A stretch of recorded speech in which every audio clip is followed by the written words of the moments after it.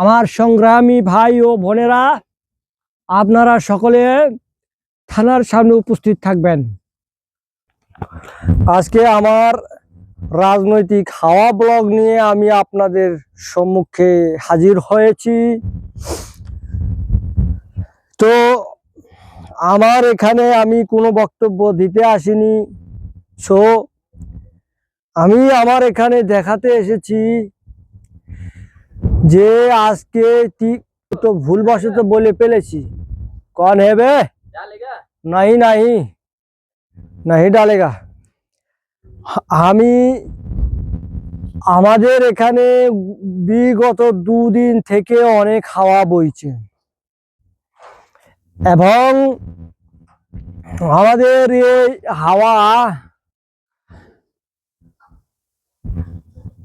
দেখুন কত তীব্র মানের হাওয়া বইছে যে আমাদের এখানে আমার লাউ গাছ, চাল কুমড়ো গাছ সব কিন্তু আধা মরা হয়ে আছে। শুধু এই নেই, और देखिए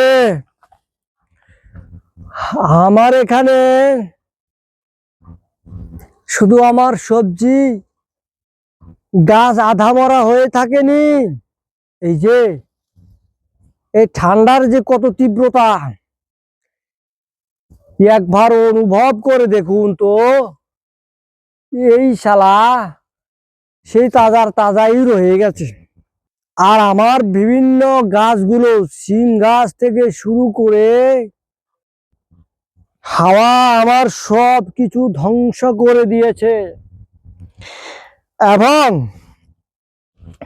আমার সব গাছগুলো কিন্তু ছিন্ন ভিন্ন করে দিয়েছে। শান্তি প্রিয় জনতা, আমি আপনাদেরকে জানিয়ে রাখছি যে এই হাওয়া বিগত দুদিন থেকে এই যে আমার যে গাছ, আমার এই গাছটাকে পর্যন্ত কাট করে হেলা দিছে। আমার প্রিয় সংগ্রামী জনগণ,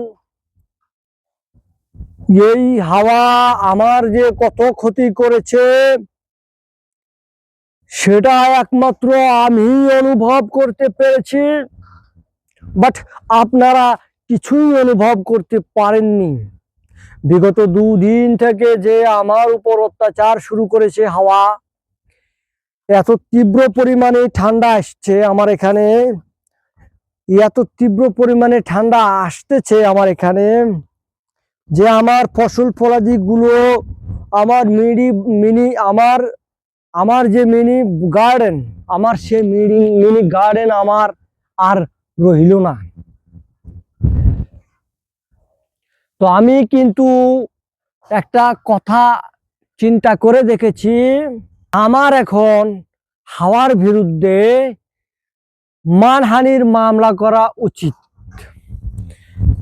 এবং আপনারাই বলুন কমেন্টের মাধ্যমে যে আমার হাওয়ার বিরুদ্ধে পাল্লাগো আমার এখন হাওয়ার বিরুদ্ধে ঠিক মানহানির মামলা দেব, যে আমার ফসল ফলাদিগুলো নষ্ট হলো, আমি সেগুলোর মামলা দায়ের করতে যাচ্ছি।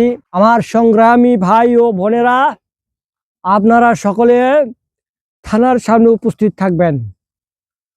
আমি আসছি, আপনারা সকলে গিয়ে উপস্থিত হয়ে যান।